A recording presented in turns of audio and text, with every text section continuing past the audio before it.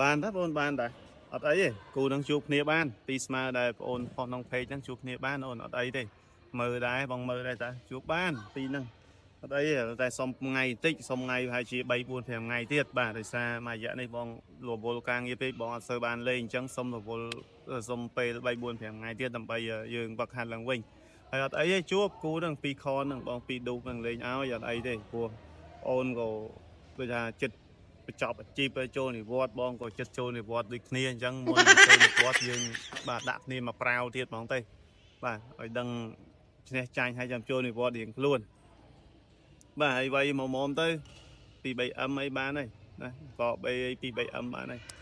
ហើយមើល3 4 5ថ្ងៃទៀតបងដាក់ថ្ងៃលេងឲ្យអនឯងអត់អីទេដាក់ថ្ងៃលេងឲ្យអនឯងត្រីវិឃាតគាត់អូខេហើយត្រីគាត់ថាខ្លាចអីចាញ់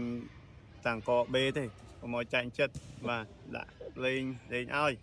បាទហើយសូមបងប្អូនជួយ share វីដេអូនេះម្នាក់មួយផងបងប្អូនជួយ share វីដេអូខ្ញុំបាទម្នាក់មួយឲ្យដល់ស្មាតយន្តផងឲ្យគាត់ធៀមខ្លួនផងបាទមិនមែនធៀមតែខាងខ្ញុំឲ្យគាត់ធៀមដែរហ្នឹងហើយបងប្អូនជួបគ្នាបាទ3 4 5ថ្ងៃទៀតពីស្មើបងប្អូនហើយខំថាបងប្អូនជួយ share វីដេអូខ្ញុំបាទហើយនឹងមកចូលរួមទស្សនាបានច្រើនកកផងអរគុណបងប្អូនសម្រាប់ការបាទ